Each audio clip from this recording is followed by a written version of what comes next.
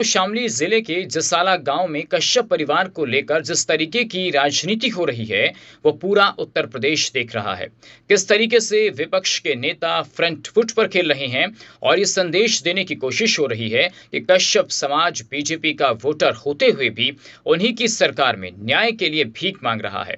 लेकिन आज इस वीडियो में सपा की सरकार में कश्यप समाज किस तरीके से प्रताड़ित था उसकी भी मैं एक एक कर पड़ताल करूंगा, क्योंकि दोस्तों पूरी पिक्चर अभी बाकी है। कल भी मैंने आपको एक वीडियो दिखाया था जिसमें मैंने कहा था कि लड़ाई समाज के लिए नहीं लड़ी जा रही है, ये लड़ाई खुद के वजूद और पार्टी के गिरते ग्राफ को बचाने के लिए लड़ी जा रही है और इसमें मोहरा बनाया जा रहा है कश्यप समाज को।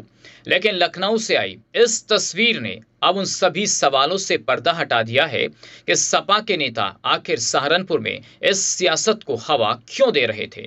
अब इस खेल का पर्दाफाश हो गया है दोस्तों कि कैसे नेताओं ने कश्यप समाज को गुमराह कर एक पूरा खेल रचा और कहानी सहारनपुर से लखनऊ तक पहले ही बुन ली गई थी। ये तस्वीर समाजवादी पार्टी के राष्ट्रीय अध्यक्ष अखिलेश यादव की है और उनके साथ जसाला गांव की वो मां भी है जिसने आपसी झगड़े में अपने बेटे को खो दिया। दोस्तों, क्या इन तस्वीरों को देखकर यह नहीं कहा जा सकता कि सपा के नेताओं ने एक ऐसा जाल बुना जिस जाल में ये भूला भाला परिवार फंस गया और सिर्फ 2 लाख रुपए के लिए इन लोगों ने पिछले 2 दिनों से सहारनपुर में सियासी माहौल बनाकर रखा और जिले का माहौल खराब कर रखा है। सपा के नेता इस परिवार को लेकर अखिलेश यादव से मिले और 2 लाख रुपए का चेक आर्थिक सहायता के तौर पर दिया। दोस्तों, 2 लाख रुपए का चेक देकर फोटो खिंचवाकर क्या साबित करने की कोशिशें हो रही हैं और क्या 2 लाख रुपए देने से इस परिवार का बेटा लौट आएगा? क्या 2 लाख रुपए से इस परिवार का पालन पोषण हो जाएगा? ये बात सपा नेताओं को भी पता है कि 2 लाख रुपए देने से कुछ नहीं होता, लेकिन राजनीति में संदेश दिए जाते हैं और संदेश देने में सपा के नेता पीछे नहीं हैं। आज भले ही नाहिद हसन और इकरा हसन कश्यप समाज के हितैषी बन रहे हो, लेकिन सपा की 2012 से 17 के बीच में चली सरकार में कश्यप समाज किस तरीके से प्रताड़ित किया गया और इन्हीं के लोगों के द्वारा ये किसी से छिपा नहीं है। जो सच मैं आज आपको बताने जा रहा हूं उसे सुनकर आज उस सच से पर्दा हट जाएगा जिसे छिपाने की कोशिशें कई सालों से होती रही। सपा की सरकार में इस क्षेत्र में रहने वाली एक 40 वर्षीय कश्यप समाज की महिला को अप्रैल 2016 में घर से अगवा कर लिया गया और उसके साथ सामूहिक बलात्कार हुआ, गैंग रेप हुआ और उसके बाद बड़ी बेरहमी से उसकी हत्या कर दी गई, जिसका पूरा विवरण राष्ट्रीय मानवाधिकार आयोग की रिपोर्ट और अदालतों की दस्तावेजों में दर्ज है। इतना ही नहीं दोस्तों, आगे जो बताने जा रहा हूं उसे सुनकर आपकी आंखें आज खुल जाएंगी और आज इन तथाकथित कश्यप समाज के हितैषियों के चेहरों से नकाब भी हट जाएंगे। उस महिला का अपहरण किया गया, सामूहिक गैंग रेप हुआ और साक्ष्य छुपाने के उद्देश्य से उसकी हत्या कर दी गई और 3 दिन बाद उस महिला का शव यमुना नदी के पास बरामद हुआ। दोस्तों, उस वक्त प्रशासन का रवैया आरोपियों को संरक्षण देना और आज जो कश्यप समाज के हितैषी बन रहे हैं तब इन्हीं लोगों ने पुलिस प्रशासन पर कार्रवाई न करने का दबाव बनाया। थाने में कश्यप समाज की कोई एफआईआर नहीं लिखी गई। वो परिवार न्याय के लिए दर दर की भीख मांग रहा था, लेकिन ये नेता सत्ता की मलाई और चाशनी चाटने में मदमस्त थे। लेकिन आज मैं धन्यवाद देना चाहूंगा प्रदेश की राजनीति और कैराना के बड़े नेता तत्कालीन सांसद रहे स्वर्गीय बाबू हुकुम सिंह जी को, जो आज हमारे बीच भले ही ना हो, लेकिन उन्होंने इस पूरे घटनाक्रम को प्रमुखता से उठाया और उस परिवार को न्याय दिलाने के लिए एक लंबी लड़ाई लड़ी। दोस्तों, नेशनल ह्यूमन राइट कमीशन की आधिकारिक रिपोर्ट है 2016 में उस सामने आई थी। उसमें सीधे तौर पर कश्यप समाज की महिला के साथ जो हुआ उसमें अखिलेश यादव की सरकार को कटघरे में खड़ा किया गया, उसको तलब किया गया और हैरानी तो तब हुई जब इस महिला के साथ हुई अपराध के जो मुख्य गवाह जो उसके रिश्तेदार थे, जिनका नाम ब्रह्मपाल कश्यप था और उनकी उम्र 40 साल थी, जो लगातार इन आरोपियों को सजा दिलाने के लिए तैयारी कर रहे थे और कोर्ट में लड़ाई लड़ रहे थे। लेकिन हैरानी तब होती है दोस्तों और सवाल तब उठते हैं कानून व्यवस्था पर जब नवंबर 2016 को उस रात को हथियारबंद बदमाशों ने ब्रह्मपाल के घर पर हमला बोल दिया। घर में घुसकर उसकी गोली मारकर सरेआम हत्या कर दी गई। इस घटना से कश्यप समाज में भारी आक्रोश फैल गया, असुरक्षा की भावना पैदा हो गई। दोस्तों, बड़ी मुश्किल से उस वक्त ब्रह्मपाल के जो छोटे भाई हैं रमेश कश्यप, वो कैराना थाने पहुंचते हैं। उस वक्त अंबिका प्रसाद भारद्वाज थाने की थाना अध्यक्ष थी और 6 लोगों के खिलाफ मुकदमा लिखवाने के लिए तहरीर दी गई और बाद में मुकदमा भी लिखा गया। जानते हैं उन लोगों के क्या नाम थे? मुस्तफ़ा अहमद, मोहम्मद अमजद, सफदर अली, मौलाना महसर, सुफियान और परवेज। सब कैराना के रहने वाले थे और इनको किसका संरक्षण था ये बताने की जरूरत नहीं है। दोस्तों, आज मैं पूछना चाहता हूं कि उस वक्त कहां थे कश्यप समाज के वो नेता, वो समाजवादी पार्टी के नेता जो उस वक्त सत्ता में लाल बत्ती लेकर घूम रहे थे। कश्यप समाज के लोगों को आज इन बहरूपियों से सावधान रहने की जरूरत है। दोस्तों, समाज जानता है कि उस वक्त उनकी लड़ाई किन लोगों ने लड़ी और वो किस दल के लोग थे। आज कैराना का कश्यप समाज अगर खुली हवा में सांस ले रहा है, अपने अधिकारों को पा रहा है, वो किस सरकार की देन है, ये किसी से छिपा नहीं है। अब इनको उस परिवार का दर्द समझ नहीं आया। उसी दौरान कैराना के 2 सगे भाई जो व्यापारी थे, शंकर और राजू, दोनों की दिन दहाड़े बाजार में गोली मारकर हत्या कर दी गई। तब भी सपा नेताओं के मुंह में दही जमी रही। लेकिन आज किस तरीके से समाज के नाम पर बड़ी बड़ी दलीलें दी जा रही हैं।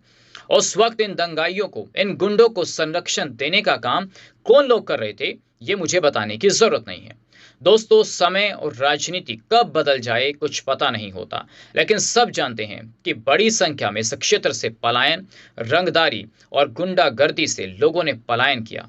क्या आज कश्यप समाज और हिंदू समाज व्यापारियों की हत्या, रंगदारी, वसूली की घटनाओं को ये कश्यप समाज भूल पाएगा? अब एक और फिल्म को समझ लीजिए दोस्तों, कैसे कश्यप समाज से जुड़े सपा नेताओं ने इकरा हसन और उसके साथ मिलकर जमकर जाति की सियासत को हवा दी।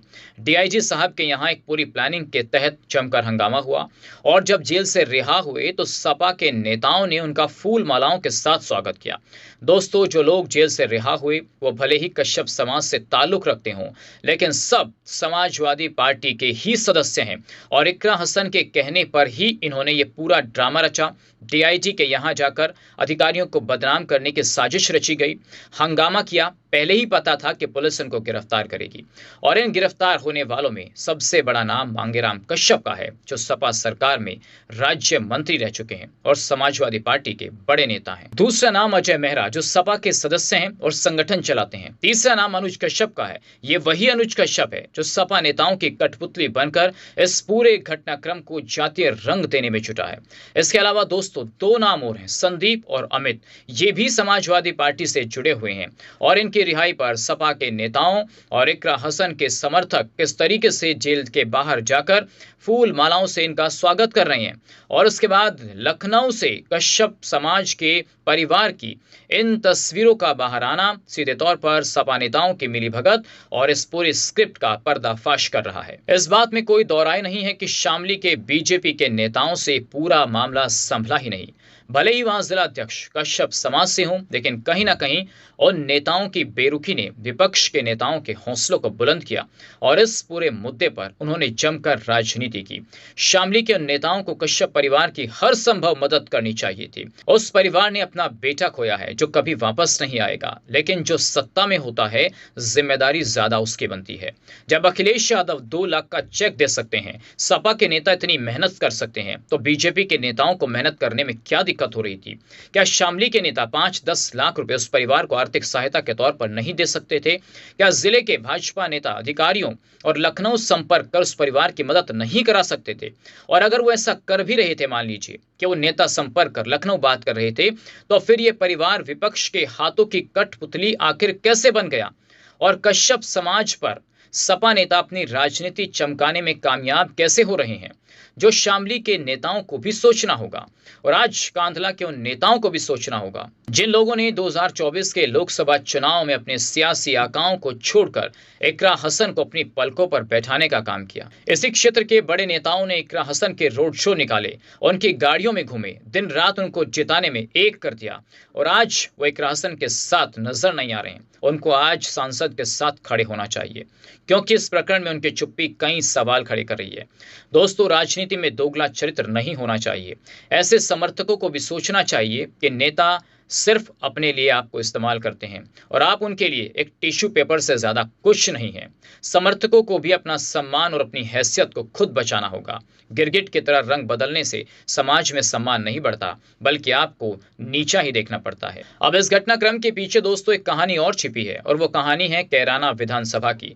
कैराना विधानसभा में इस बार नाहिद हसन की नैया भी डगमगाती हुई नजर आ रही है और अब ढाल बनाया जा रहा है कश्यप समाज को। सपा के नेताओं को पता है कि अगर बीजेपी चाहेगी तो ये सीट सपा कभी नहीं जीत सकती, लेकिन इसलिए चुनाव से पहले जाति का जहर घोलने की पूरी कोशिशें हो रही हैं। कैराना सीट पर कश्यप समाज के लगभग 35 से 40 हजार वोट हैं। मुस्लिम मतदाताओं की संख्या लगभग 1.25 लाख के आसपास है।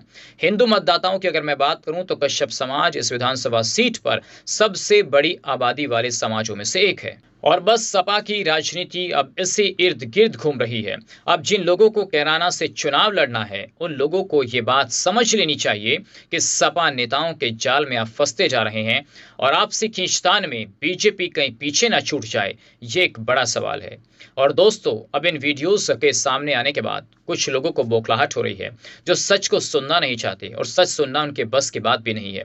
यही कारण है कि हमारे ये सच और वीडियो सुनकर गलत तथ्यों को प्रस्तुत किया जा रहा है और कुछ सपा सांसद के मुस्लिम गुर्जर समर्थक अपनी औकात से बाहर आ रहे हैं, बिलबिला रहे हैं बेचारे। दोस्तों, वक्त आने दीजिए, एक एक कर सबको जवाब मिलेगा। आज के लिए बस इतना ही। नमस्कार।